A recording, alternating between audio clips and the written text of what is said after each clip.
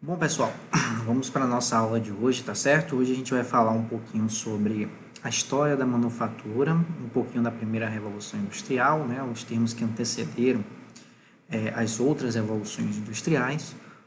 No momento, a gente está na quarta revolução industrial, tá bom?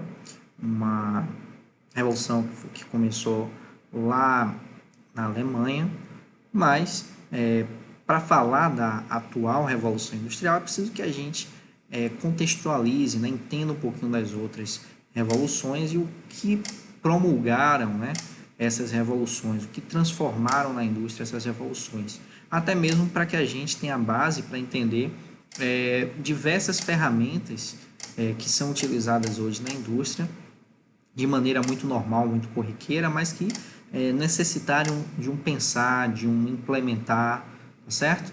Para que fosse obtido essa mudança, tá bom? Vamos então começar a nossa aula de hoje. Bom, então, história da manufatura, né, em primeira revolução industrial. Vamos lá.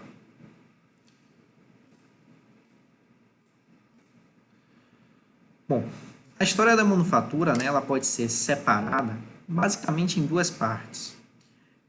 A descoberta e invenção pelo homem dos materiais e processos para fazer coisas, né, desde da idade antiga, né, antes de Cristo, a idade da pedra lascada, em que os homens começaram a pegar pedras, né, e afiá-las para produzir ferramentas, né, até o desenvolvimento dos sistemas de produção propriamente dito, né, e aí a gente tem a primeira revolução industrial, tá bom? Os aspectos sistêmicos da manufatura, né, sistemas de produção ou manufatura, né, eles referem-se às formas de organizar as pessoas e os equipamentos de forma que a produção possa ser realizada de maneira mais eficiente. É o que a gente vem tratando nas últimas aulas, tá bom? A gente falou bastante sobre layout de manufatura, a gente falou sobre job shop, a gente falou sobre manufatura por projeto, manufatura em linha, tá certo? E tudo isso tem uma arrumação, né, um posicionamento tanto dos equipamentos quanto da pessoa, principalmente na parte em que a gente vai falar sobre a manufatura em linha, tá certo? Ou produção em série, a gente vai ter o pensamento em posicionar tanto as coisas quanto as pessoas para fazer com que elas façam as atividades diárias de maneira mais eficiente possível, tá bom?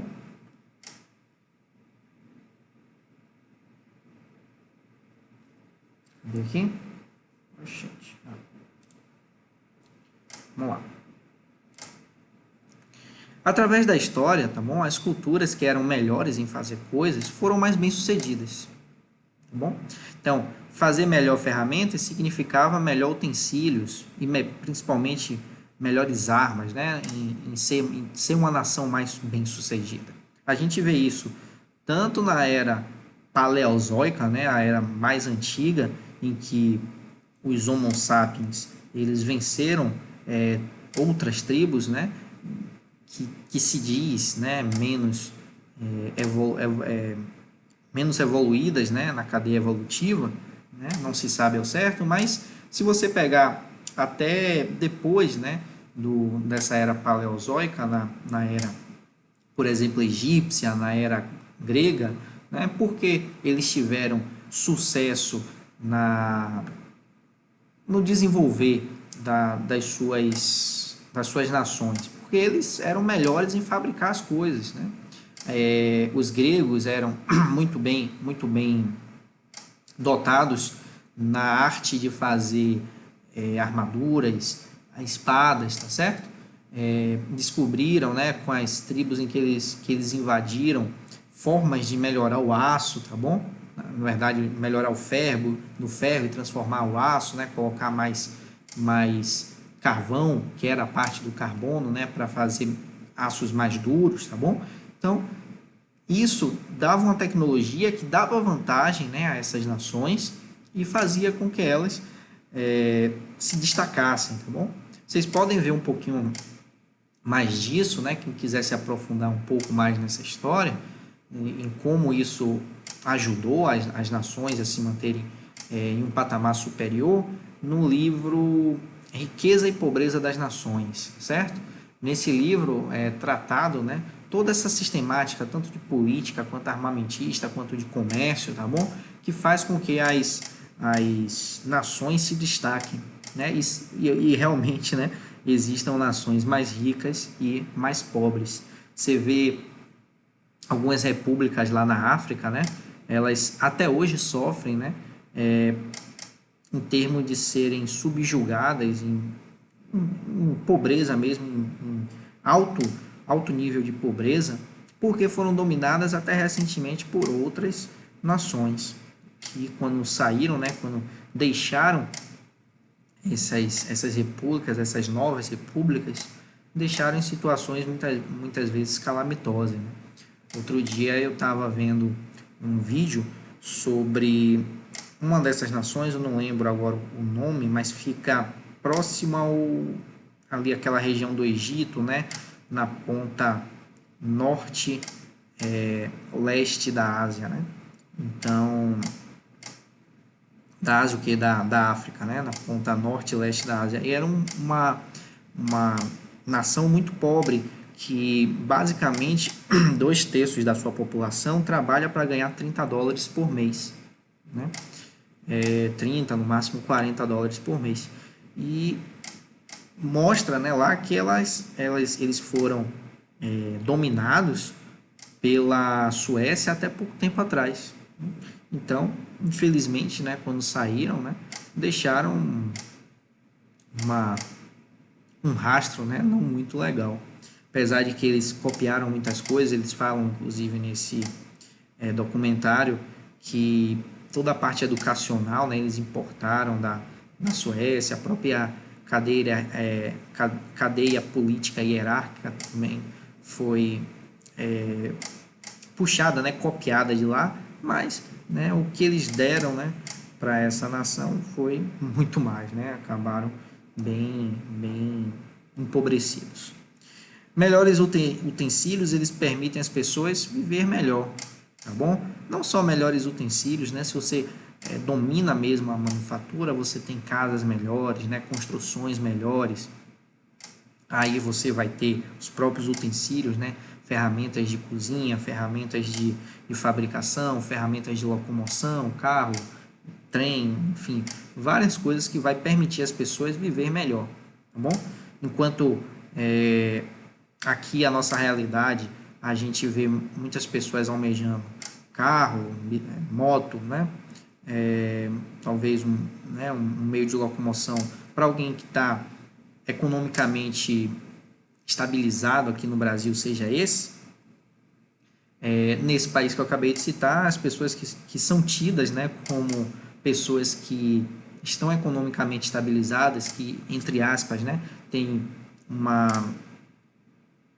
um retorno, né, um salário mensal razoavelmente bom, né, são as pessoas que têm bicicleta, né, que aí passam a ganhar, sei lá, $50 um mês, mais ou menos, né, ganham um pouco mais do que as demais.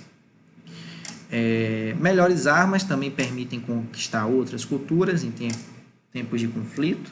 A gente está vendo aí agora a guerra contra a Ucrânia, né, e a Rússia tem um poderio armamentista muito superior, né, um poder bélico nuclear extremamente superior ao da Ucrânia. E aí vocês veem como os outros países, né, têm receio de intervir muitas vezes nesse conflito. Porque se fosse outro país, se fosse um Brasil da vida que estivesse invadindo outro país e o outro país pedisse ajuda, a ONU, alguma coisa assim, interveriam com muito mais intrepidez do que estão fazendo nessa guerra atual. Por quê? Porque o Brasil não representa uma ameaça bélica, né? A gente está aqui e a gente tem que assumir isso, né? A gente não representa uma ameaça bélica realmente imponente, né? A gente acaba tendo um poderio médio para baixo, né? Então, os outros países que possuem esse poder armamentista, eles podem intervir de maneira muito mais tranquila, né? Sabendo que se bater de frente, eles vão poder conquistar, eles vão poder impor a sua decisão, tá certo? Até certo ponto, a história da civilização é a história da habilidade humana de fazer coisas, tá bom? Não para a gente, mas quando o homem chegou à Lua, né, foi um marco para a história, quando foi inventada a roda, né, diversas coisas que a habilidade humana, né, de desenvolver coisas, né, o próprio desenvolvimento da escrita, que faz com que a gente agora, eu possa passar esse slide para vocês, e caso eu venha a morrer daqui a um tempo, e alguém goste, né, dessa aula, pode ver mesmo após a minha morte. Isso é muito interessante, né? A possibilidade da gente conseguir fazer um artefato, né? Uma câmera, que é um artefato que consegue gravar a imagem do momento, né? Para deixar para a posteridade uma própria evolução da escrita, né? E assim as coisas vão evoluindo. Na manufatura não foi diferente. A gente começou com a parte, né, mais manual e foi evoluindo, né, adentrando as máquinas na indústria, né, e aí a gente vai ver que na primeira Revolução Industrial até foram contra a intervenção dessas máquinas, porque desempregavam muita gente, a gente vai ver isso mais em alguns slides mais para frente, mas ajudava, né, as coisas, vem ajudando a gente a ter uma vida mais confortável e possibilitando o ser humano de conquistar coisas que antes eram inimagináveis, né? Até alguns anos atrás, você conseguir falar, algumas décadas talvez atrás, né? Você conseguir falar com a pessoa em tempo real, né? Falando e ouvindo ao mesmo tempo, era uma coisa impensável, né? Era uma coisa de ficção científica. Hoje em dia é muito normal, né? Com o celular, vocês falam com outra pessoa. Se eu quisesse estar transmitindo essa aula aqui ao vivo, né? Eu estou gravando para postar para vocês, mas se eu quisesse estar transmitindo essa aula ao vivo, eu teria aqui na própria ferramenta que eu estou fazendo essa gravação, com um simples clique diferente, né? Um simples clique em outro botão, eu linkar essa minha aula a um sistema de streaming e conseguir fazer a transmissão dela ao vivo. Antigamente isso só era possível, né? Antigamente não tão longe assim, isso só era possível para emissoras de televisão, né? Hoje em dia, qualquer pessoa com celular consegue fazer um streaming ao vivo, seja pelo YouTube, seja pelo Instagram, sei lá, outra mais ferramenta que tem aí já avançada, tá bom?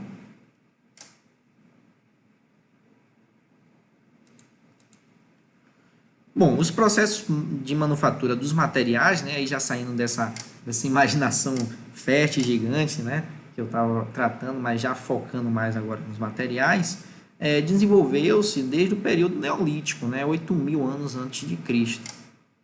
Período que se desenvolveu alguns processos, né, como carpintaria, conformação de objetos em cerâmica, processos abrasivos e polimento de pedra, né, existe a própria idade da pedra polida, né, que é marcado por esse salto evolutivo, né, que a gente aprendeu a polir as pedras, tecelagem, tingimento do tecido, tá certo? Que deu origem aqui a um dos marcos, né, das revoluções industriais, a parte da indústria têxtil. Metalurgia, né, e o trabalho começar dos metais começou no período já neolítico, né? O primeiro metal a ser conformado ele foi o ouro, tá certo? Em sua forma relativamente pura, né? Ou seja, ouro mesmo.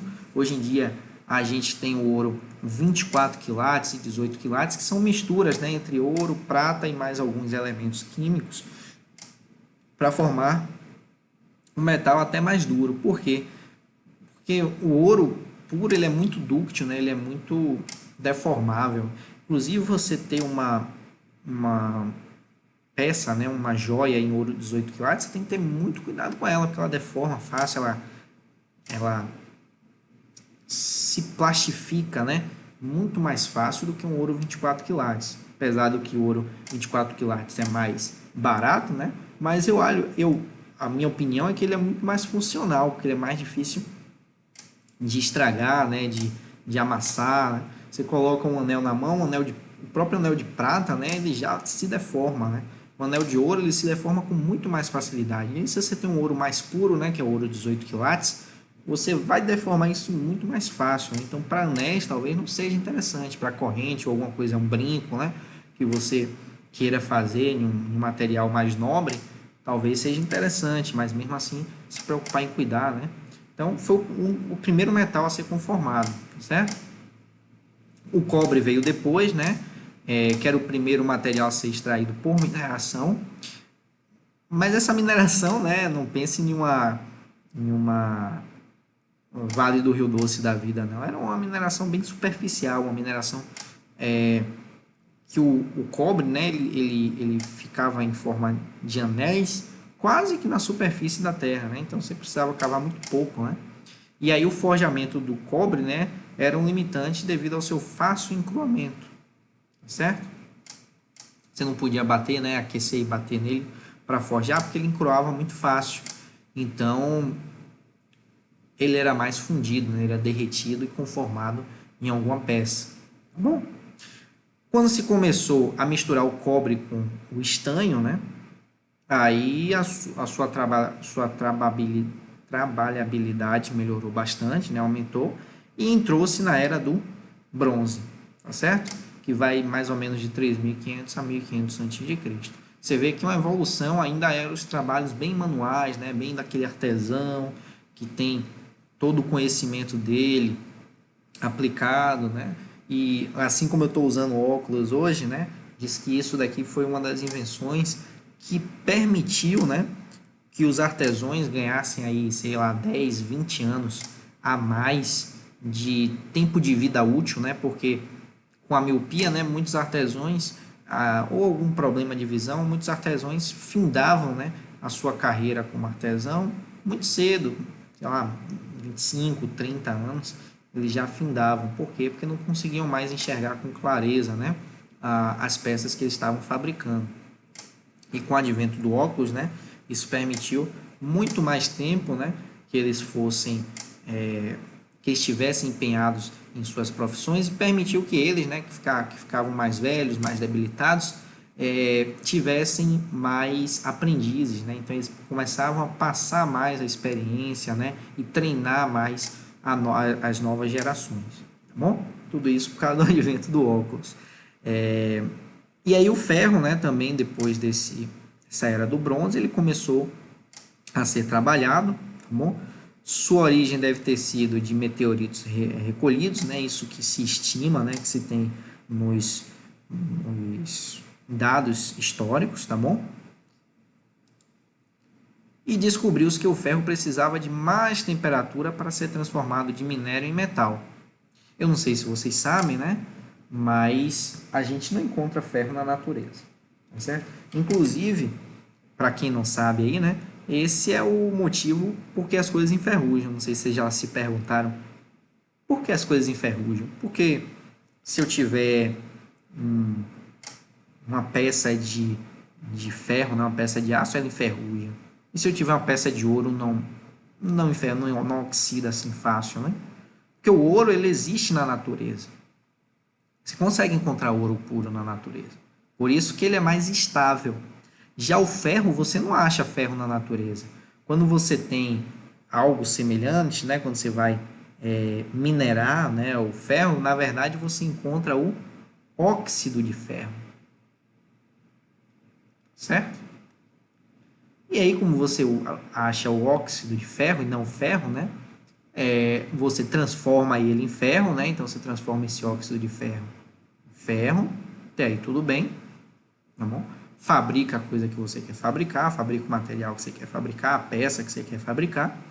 Só que isso é cobrado um preço, né? Na natureza, as coisas elas sempre tendem a voltar ao estado de menor energia possível. Logo, o ferro que foi conformado, né? Que foi extraído do óxido através das forjas, né?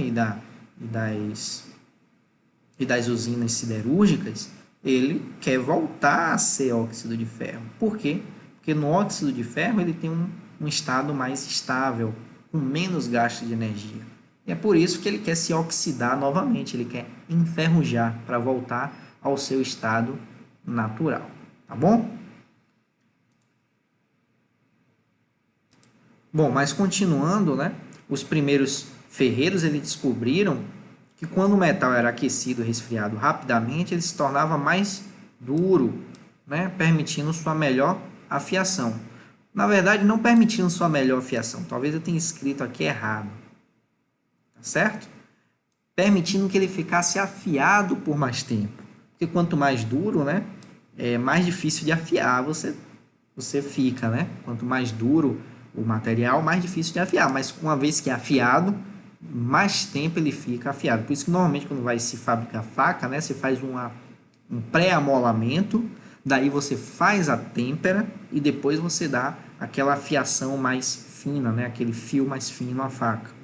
Por quê? Porque se você for fazer tudo no final, se você for fazer a parte afiada toda no final, vai ser muito difícil você fazer. Né? Então, você dá um pré-amolamento antes e depois só dá o acabamento. Tá bom? E aí, nessa afiação em armas, né? Que é as espadas, facas, utensílios, ela durava mais tempo. Né? E aí, foi aqui que foi inventado, então, o processo, né, de têmpera. Certo? Então, aqui que foi inventado a têmpera. Certo? Dizem que foi por acidente, né? Alguém derrubou ali um balde de água, aí ninguém sabe se foi por acidente ou por observação, alguém ficou testando alguma coisa, mas o importante é que eles descobriram isso, né? Querendo ou não, eles conseguiram descobrir e aproveitaram isso para fazer armas melhores, né? No começo, até os ferreiros mais habilidosos guardavam isso aí como um segredo, né? Que as armas deles eram melhores do que as demais, tá bom? Mas posteriormente todo mundo começou a aprender, né, a descobrir esse segredo e hoje é amplamente utilizado em toda a indústria.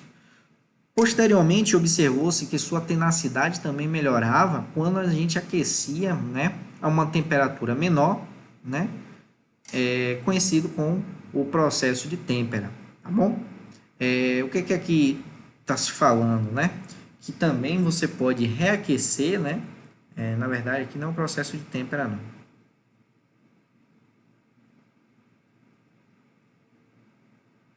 Aqui é revenido, tá certo? Então, processo de normatização, tá certo? Pode botar aqui normatização.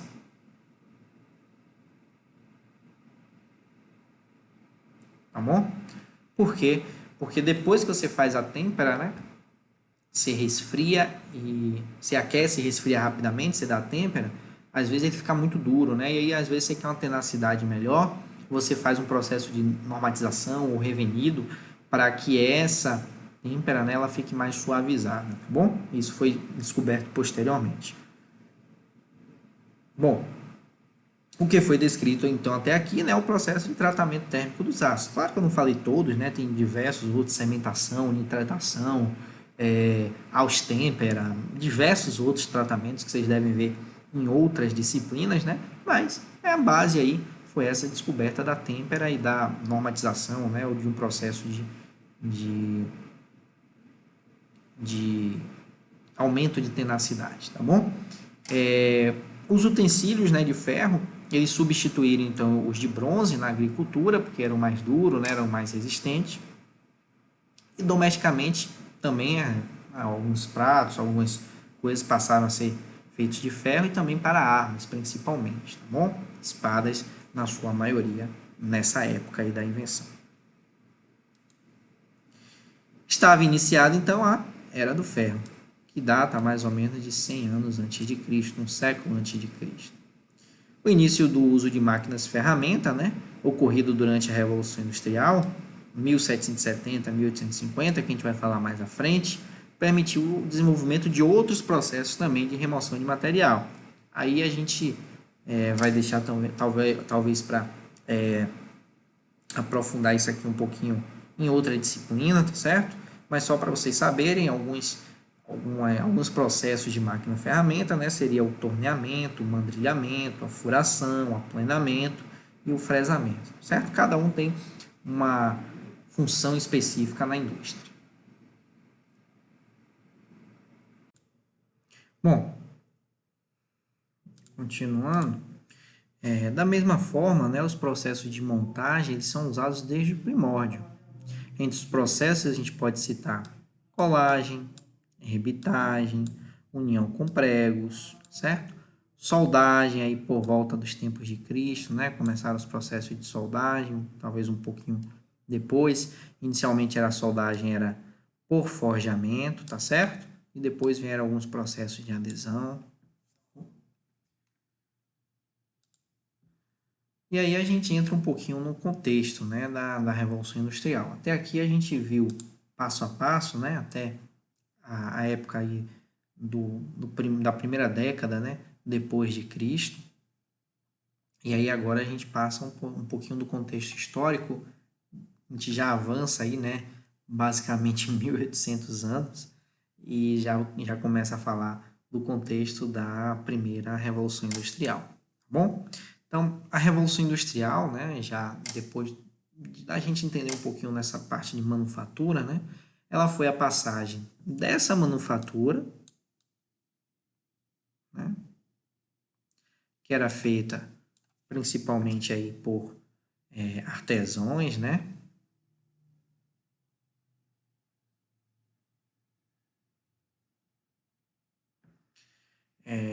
para a indústria mecânica, que é o que a gente está aqui, né? A gente está fazendo aí engenharia mecânica agora, né? Alguns aí também outros tipos de engenharia, mas muito similar à indústria mecânica, né? Engenharia mecânica, começou aí nesse contexto, tá bom? Isso gerou mudanças na área tecnológica, provocando um verdadeiro choque no processo produtivo, tanto na área econômica quanto na área social, tá bom? A Revolução Industrial, ela nasceu na Inglaterra, metade mais ou menos do século XVIII, e expandiu-se pelo mundo a partir do século XIX, tá bom? A economia, que era baseada na agricultura e no artesanato, mudou para a economia baseada na manufatura, tá bom?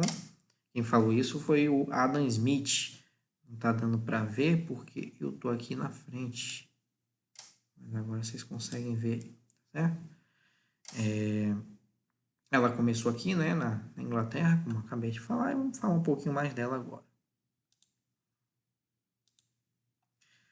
O princípio da divisão do trabalho, ou seja, dividir o trabalho total em tarefas, tendo trabalhadores individuais, né, tornando-se especialista na realização de uma única tarefa, e aí a gente acho que já vem na nossa mente aqui aquele filme do Charlie Chaplin, né, Os Tempos Modernos, já deve ter sido bastante batido aí para vocês, mas vem daqui, né, desse contexto da primeira revolução industrial. Então, divisão do trabalho, um cara ser muito bom em apertar um parafuso, com o torque certo, né, com a ferramenta correta, né, então ele era muito bom nisso, ele era muito especializado em fazer uma única coisa, né. Se perguntasse às vezes para que ele estava apertando aquele parafuso, ele não sabia, mas ele era muito bom em apertar aquele parafuso.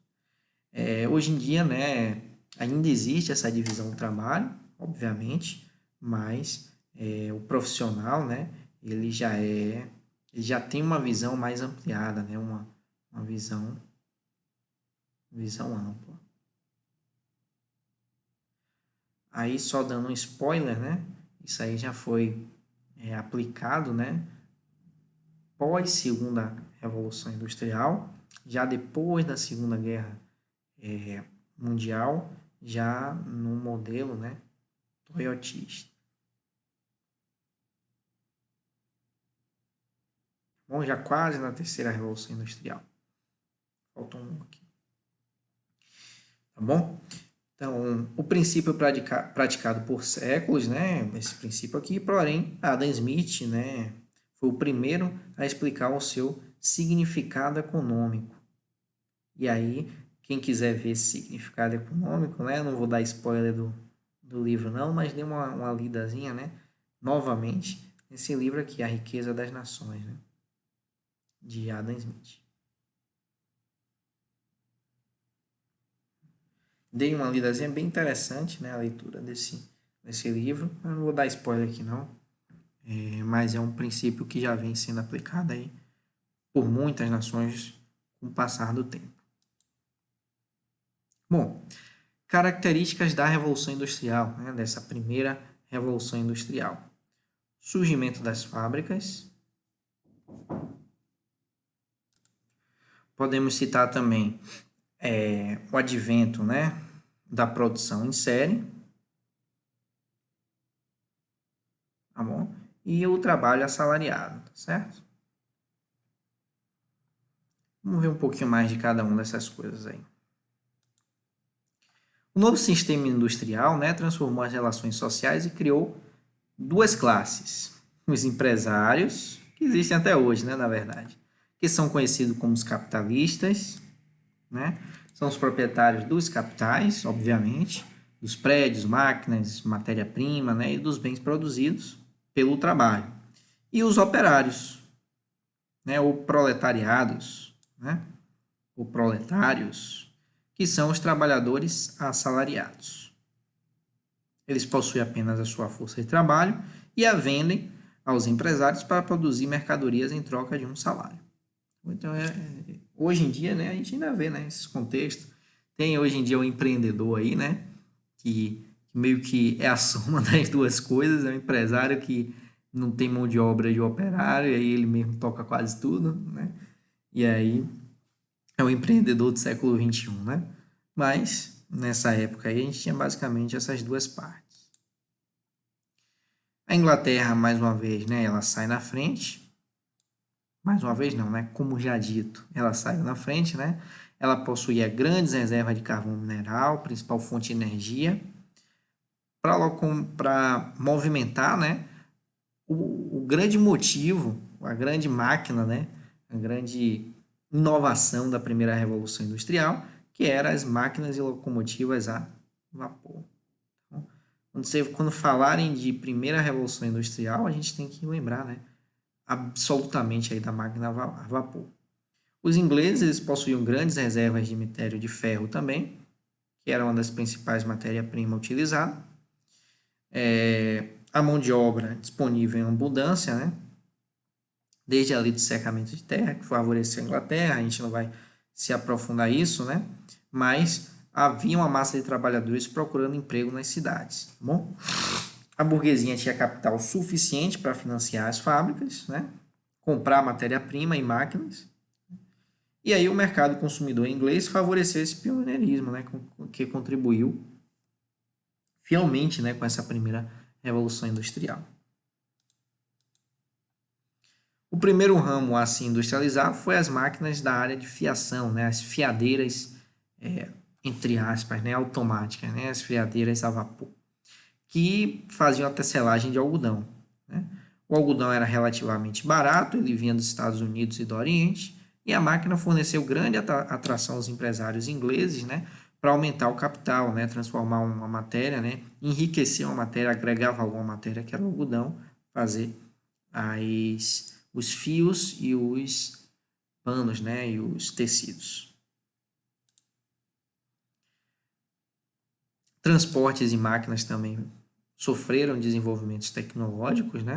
A locomotiva foi um dos avanços mais significativos nos meios de transporte, né? A locomotiva a vapor, mesmo com diversos acidentes que, que eram retratados, né? A gente pode ver um pouquinho da história que isso aconteceu, mas foi um transporte revolucionário, né?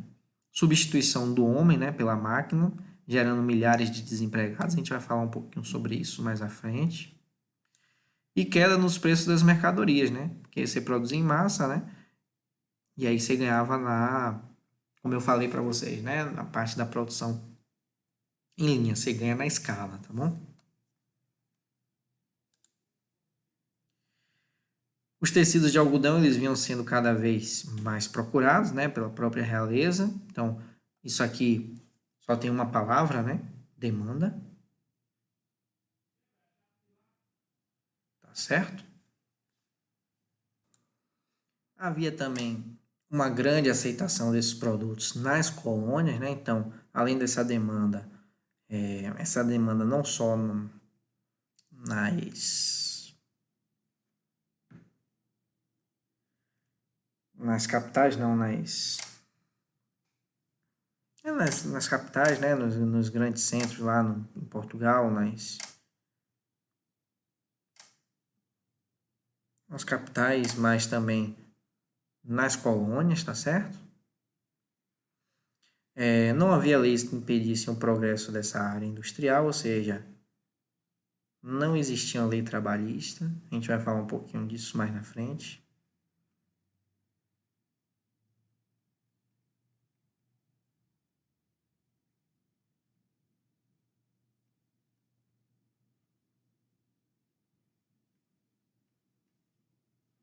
Certo?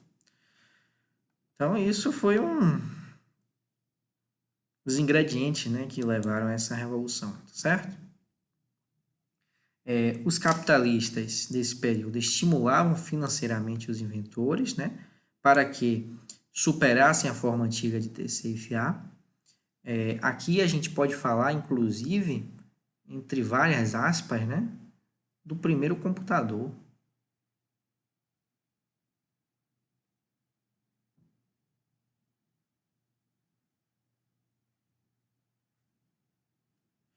Então, se a gente está falando aqui da aplicação, né, da computação na engenharia, isso daí foi o primeiro computador, né? As máquinas perfuradas em que a agulha, né, só passava pelo lugar onde era perfurado, certo? E aí fazia os desenhos, né, nos tecidos para que fosse possível, né, desenvolver, né, novos desenhos nos tecidos. Foram criados esses cartões, né, perfurados, que o único lugar onde a fieira passava, né, a agulha da fieira passava, era nesse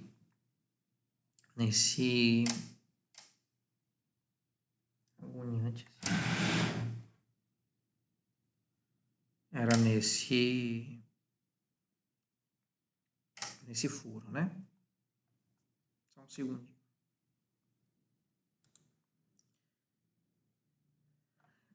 Então, né, foi nesse cenário, inclusive o carpinteiro, né, chamado James Hargreaves, ele inventou a spin jenny, que é essa máquina aqui,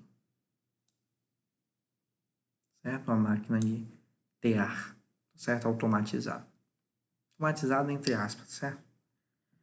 Que era mecanizada, melhor dizendo, mecanizada.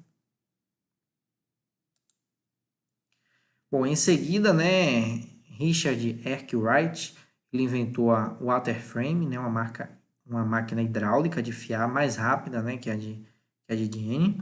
Tá aqui a foto dela, certo? Já era uma máquina hidráulica.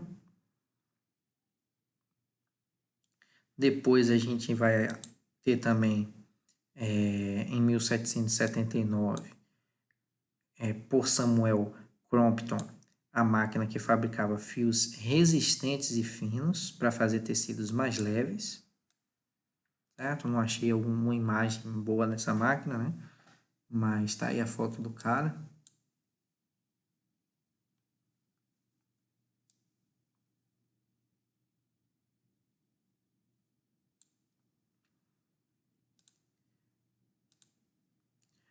Aí a gente vem a mais famosa de todos, né? Que todos vocês devem conhecer, a máquina de James Watt, né? Inclusive tem uma unidade, né, de potência dedicada, né, a Watt por ter feito essa invenção aí, né? Que era, ele aperfeiçoou a máquina a vapor, né? A máquina a vapor lá de... Caramba, esqueci o nome agora. Era de...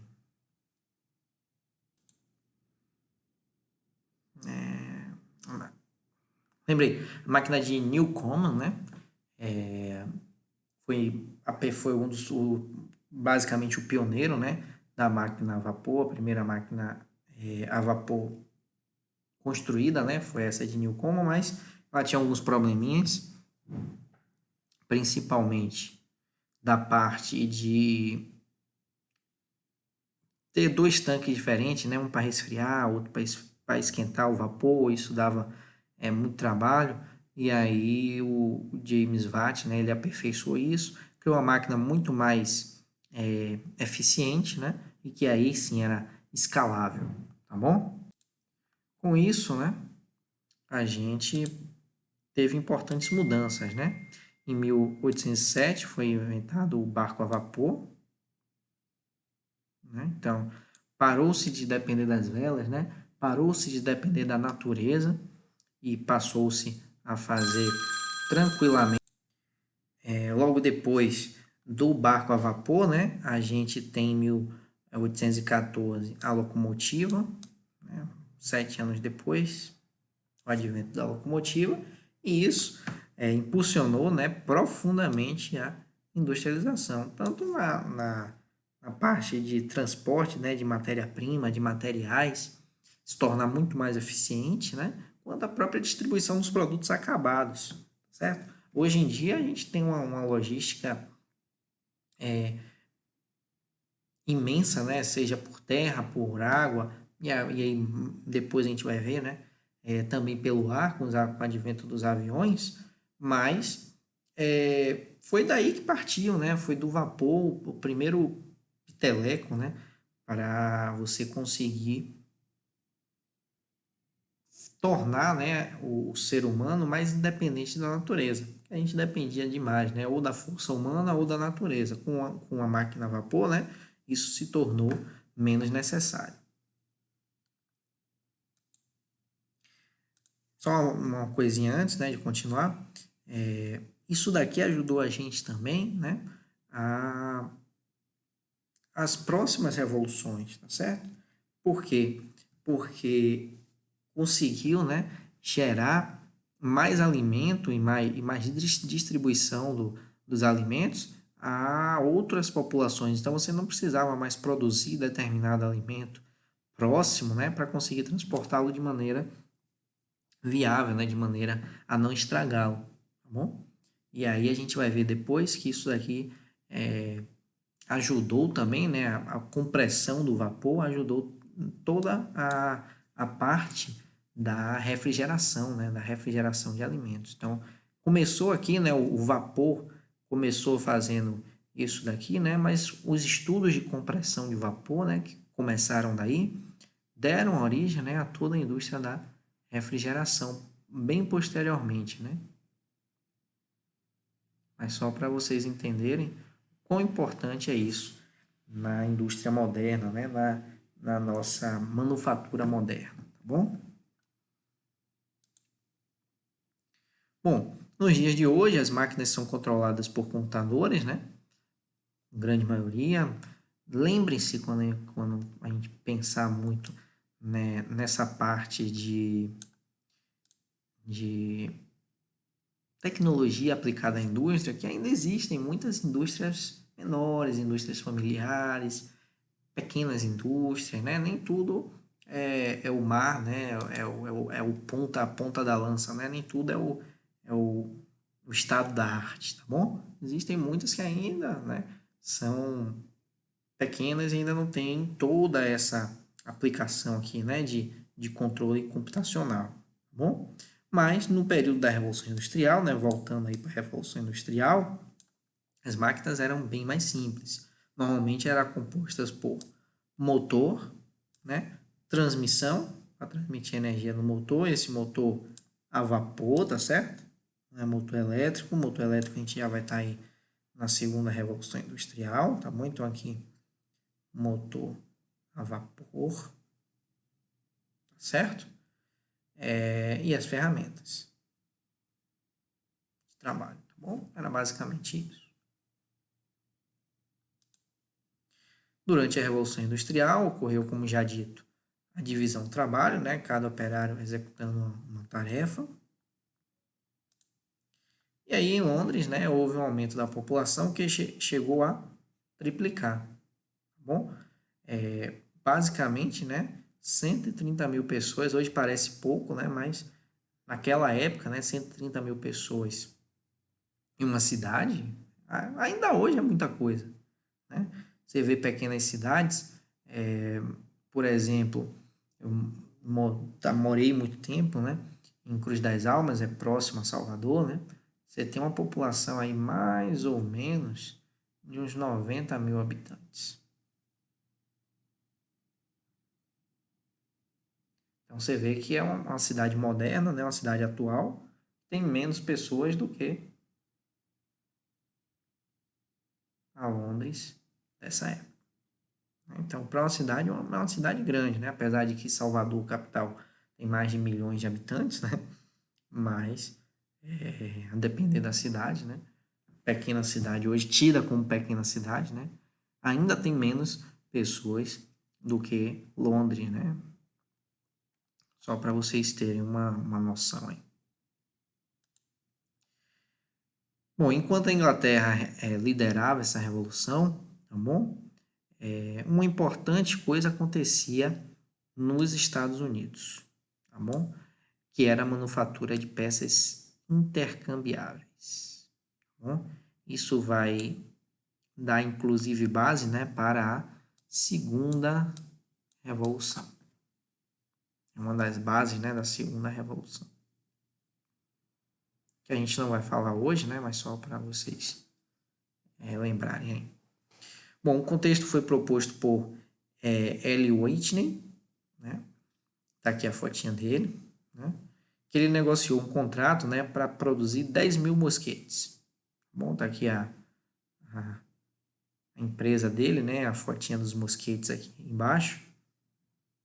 Ele quis produzir esses 10 mil mosquetes, né, para o governo americano, que saiu da forma tradicional e foi para a manufatura de peças intercambiáveis. Ou seja, se quebrasse um mosquete desse na guerra, né, você não precisava mandar o mosquete de volta, né? E a gente está falando, sei lá, da Primeira Guerra Mundial, né? Você não precisava mandar de volta o mosquete para os Estados Unidos para consertar, né? Porque as peças não eram intercambiáveis, eram peças únicas, tinham que ser fabricadas para o mosquete, né? Ou para o equipamento e mandar de volta para a guerra. Não. Você mandava a peça que quebrou substituta, lá mesmo os próprios soldados ou alguém que ficasse lá numa área mais de pequenas manutenções, né? De pequenos reparos, fazia essa troca, né? Essa substituição. Tá bom? Então, em 1801, ele apresentou seus resultados. O segredo, né, era uma coleção de máquinas especiais, e aí dá aquela base do torno, da fresa, tá certo? É o começo dessas máquinas ferramentas, que eram dedicadas, né, que eram dispositivos, né, fixadores, padrões também, que ele utilizava para padronizar, né, obviamente padronizar as peças, né, que ele havia desenvolvido em sua fábrica, tá bom? Então ele conseguia fazer peças muito semelhantes, né, basicamente iguais, porque ele tinha um sistema de padronização e de máquinas dedicadas feitas somente para isso, tá bom? Bom, o conceito de manufatura de peças intercambiáveis precisou de muitos anos para se desenvolver, né, e se tornar uma realidade prática, mas é considerado um pré-requisito hoje em dia para a produção em massa, né? Se hoje em dia a gente quebra a tela de celular, é normal quebrar, né, uma tela de celular. Por que a gente não precisa comprar um celular novo? Às vezes precisa, porque não vale a pena trocar a tela, né? Mas, em teoria, né, você pode trocar a tela facilmente, né? Se eu quebrar essa caneta aqui que eu estou usando para minha mesa digitalizadora, eu não preciso comprar tudo novo. Posso comprar só a caneta. Foi um mau exemplo esse, eu acho. Mas, por exemplo, tem um sprayzinho aqui de álcool, tá bom? Se quebrar esse gatilhozinho aqui, eu posso trocar só o gatilho, né? Compro o gatilho novo e troco, substituo, tá bom? Dentre outros vários exemplos, né? Eu citei alguns aqui, mas tem outros.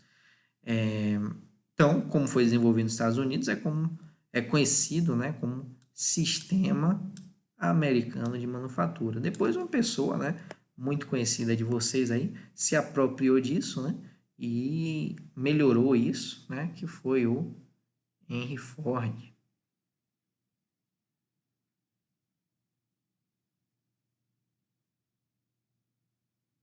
Certo? E aí a gente vai falar um pouquinho mais dele em outras aulas.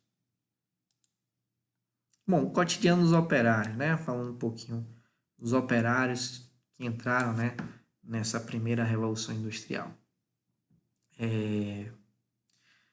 Bom, a jornada deles era... O trabalho não era fácil, né? Obviamente.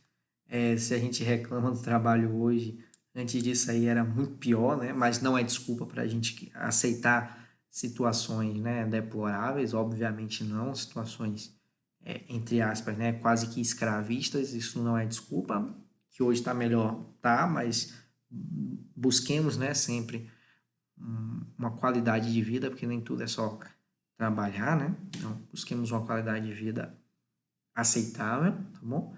Mas nessa época a jornada de trabalho era em torno de 14 a 18 horas diárias, né?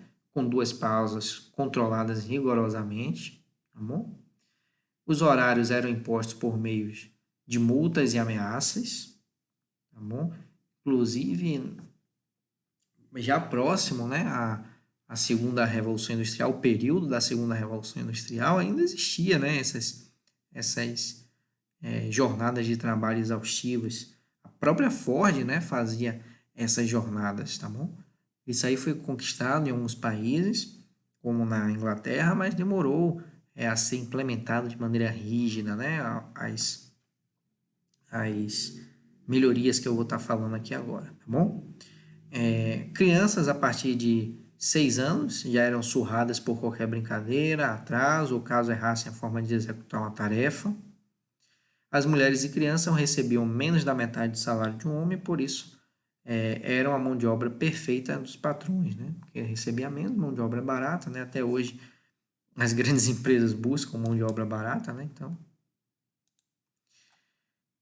não havia na Inglaterra leis trabalhistas, tá bom? Não havia direitos sociais, né? Descanso remunerado, férias, aposentadoria, nada disso.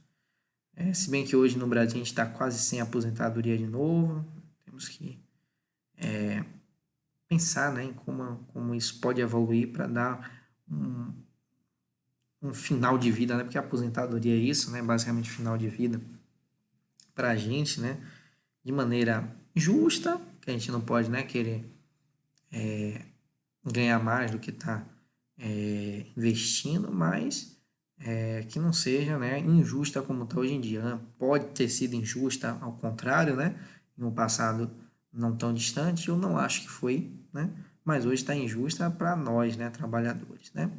Enfim, licença maternidade, paternidade, licença para o tratamento de saúde, não tem, certo? Não tinha seguro-desemprego, não tinha 13º salário, que isso daqui é uma enganação, né? Mas tudo bem. Porque isso aqui é, na verdade, o seu dinheiro, né? Que está sendo juntado mês a mês e tá sendo dado, né, no final do ano. Podia ser distribuído durante todos os meses, né? Isso aqui é meio que uma mentira, né? Uma enganação. Mas é bom para quem tem filho, né? Para pagar as despesas de escolas, né?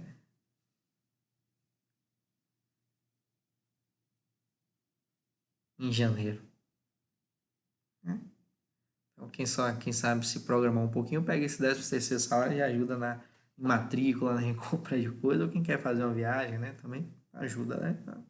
Talvez é um modo do brasileiro, né? Que muitas vezes aí, a maioria dos brasileiros não tem essa consciência de economizar, né? De poupar mesmo para o futuro. Talvez esse 13º no Brasil seja interessante, seja importante, inclusive, né? Também não havia seguro-acidente, não havia direito à greve, tá bom? Não havia hora extra com adicional, não havia FGTS, né? Fundo de Garantia por Tempo de Serviço. Essa hora extra adicional, tá bom? Ela, ela ainda hoje é muito sucateada, né? Não é bem sucateada, é bem roubada, né? Por alguns empresários que não fazem as pessoas bater ponto e puxa a hora extra lá e não dá nada, né? Mas o padrão não deveria ser assim.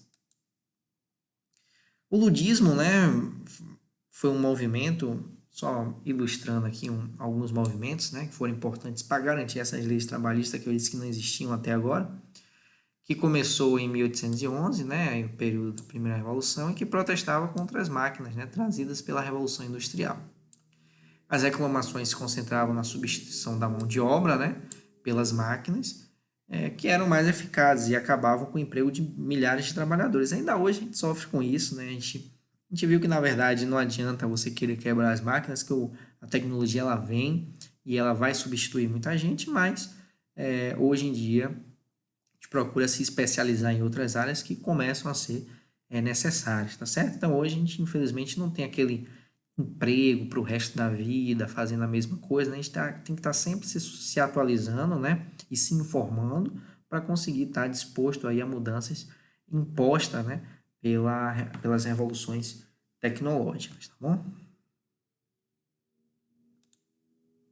Um jornalista da época, né, ele afirmou que os ludistas eram aqueles que comandavam a quebradeira de máquinas, né, baseado na história de Ned Ludd, né, uma personagem cuja existência é controversa, né? Se vocês pesquisarem isso aqui no Google depois, vocês vão ver a história aí que ninguém sabe se existiu essa Ned Ludd, se não existiu, né? Mas assim, é um movimentista aí dos direitos dos trabalhadores, né? Vale ressaltar que não foi um movimento de operários, tá bom? Mas normalmente, né, de artesãos qualificados, cujas habilidades estavam sendo substituídas por essas máquinas, tá certo? Uma imagem dos quebradores de máquinas, inclusive, né, tem uma expressão que é aquela, como era? Sabotagem, né? A sabotagem, né, é uma palavra utilizada hoje em dia. Cadê? Sabotagem, né? Que ela vem da expressão sabote, que era um tamanco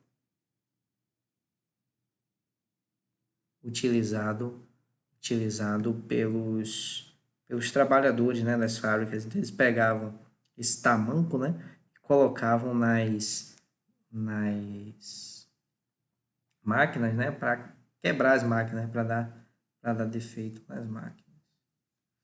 Então, aí, se era a intenção, né, era quebrar, né, então foi dado, né, o termo, né, sabotagem, né, colocar o sabote nas máquinas, tá bom? Então, passou-se, né, a fazer isso, né, para exigir alguns direitos, né, tanto de não ser substituído pelas máquinas, né, mas alguns outros também.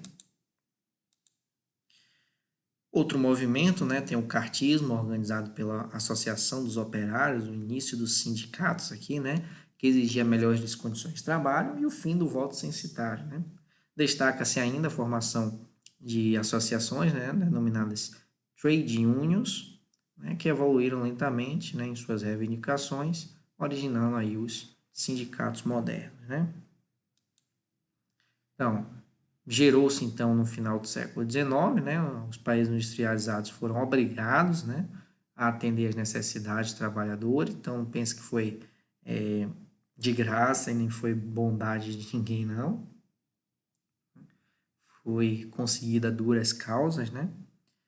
A redução da jornada de trabalho, né?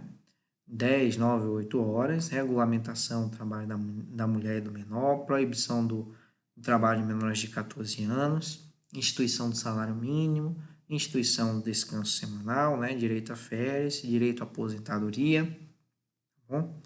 Direito à greve também e legalização dos sindicatos, tá bom? Beleza? Então, resumindo tudo, né, se a gente fosse fazer um pequeno resumo aqui do que a gente pode tirar, né, dessa primeira revolução industrial, daí a gente vem falar da segunda e da terceira revolução industrial, tá bom? A gente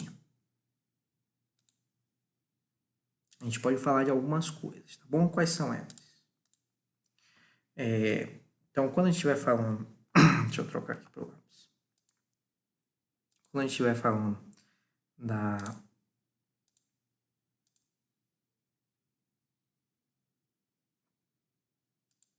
primeira revolução industrial, tá certo? A gente pode resumir nesses pontos. A gente pode resumir, né, então, nesses pontos, ó. Bom, a gente pode falar, vamos pensar em primeira revolução industrial. Máquina a vapor,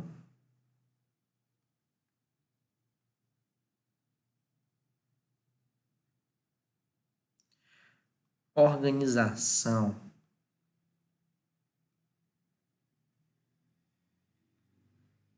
de máquinas e pessoas.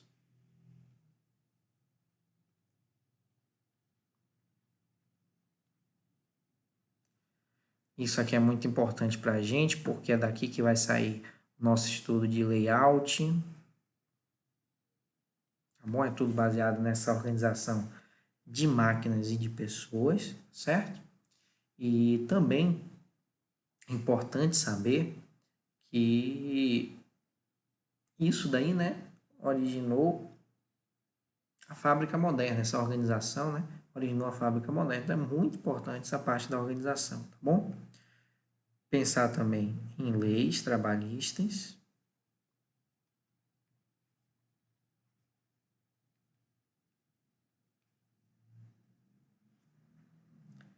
E começar a pensar, né, em produção em massa.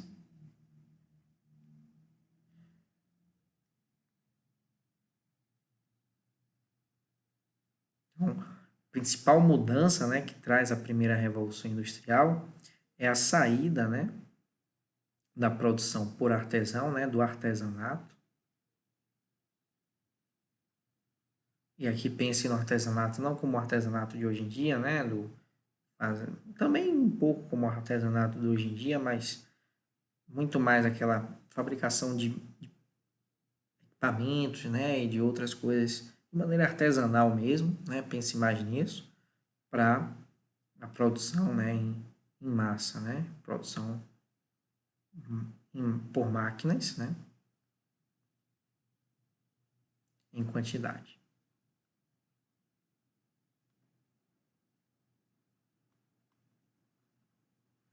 Bom, então esse seria o resumo aí do que a gente falou da primeira revolução industrial. E a gente volta, né, na próxima aula com a segunda e terceira revolução industrial, que não vai nos dar a base, né, para falar sobre algumas formas, né, de pensar na indústria, algumas filosofias mesmo de atuação, né, da indústria, e posteriormente falar sobre a quarta revolução industrial e do uso, né, da computação nessa quarta revolução industrial, puxando da terceira até a quarta, tá bom? Obrigado aí por hoje, espero que tenham gostado aí, qualquer coisa podem deixar nos comentários que eu vou tentar responder, tá bom? Valeu e até a próxima.